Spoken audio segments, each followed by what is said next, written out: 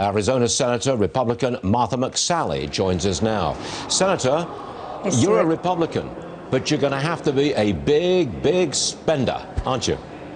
Well, this is important to protect workers across America and in Arizona and small businesses. I like the words you used. I think you called it, what, rescue and support. It's not bailout. It's not stimulus. This is unprecedented. And people who live paycheck to paycheck, like many I've talked to this week, they need to be able to pay their bills. And we're going to get them cash as fast as we can. And it's going to be done, right?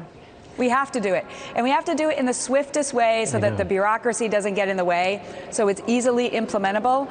So those who are being impacted, those hourly workers, the waitresses, the small business owners. I've talked to the Flagstaff mayor. They've got companies who are doing rafting trips in the Grand Canyon.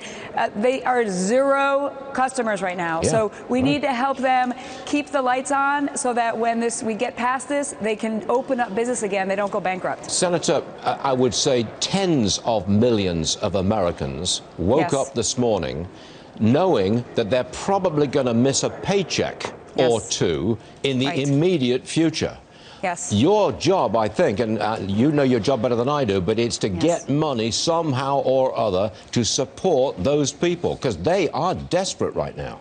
I agree. I've talked to many of them in Arizona, and we need to get them resources fast for them to be able to buy food, for them to be able to pay their rent, support their medical bills that they have outside of the coronavirus. So this is all hands on deck. This is all of society. And look, I would also encourage philanthropists, others, people who can. I mean, I'm personally trying to see what I can do to help my neighbors.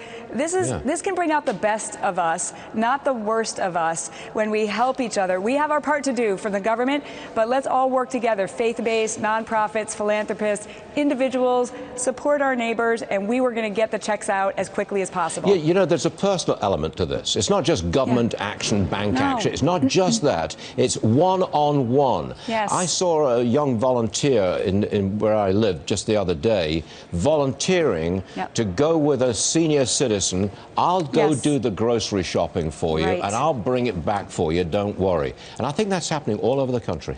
It's amazing, it's inspiring, and this is exactly what America is all about across every single community, where we see what the needs are. We want the vulnerable and seniors to stay home, so we have to go shopping for them. Leave it at the doorstep. Don't visit, because you may be a carrier and you don't realize it without symptoms. Also, if you can babysit for nurses and doctors who have kids at home and schools are closed, whatever we can do in every community across America, this can again bring out the best in us. We will get through this and we will be stronger, but what we do now is so critical in these next days. It's an all of America approach. Last one, if I may. You're a little concerned about millennials? They've gotten some bad publicity recently because they like to go to the bars, they like to go on spring break, and Arizona's a fine destination for that kind of thing. A little worried? Well, I think we got to get the message to them. I've encouraged the White House to use the text message emergency system.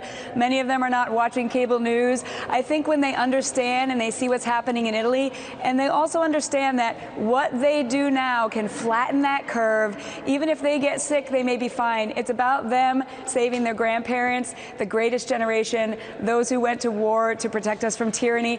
They can now save lives by staying home. And I think when we get that message directly to them, they're Americans, they're patriotic, and they're going to do the right thing so we can save the vulnerable together. Yeah, and watch cable television, for heaven's sake. Come on, come on. All right.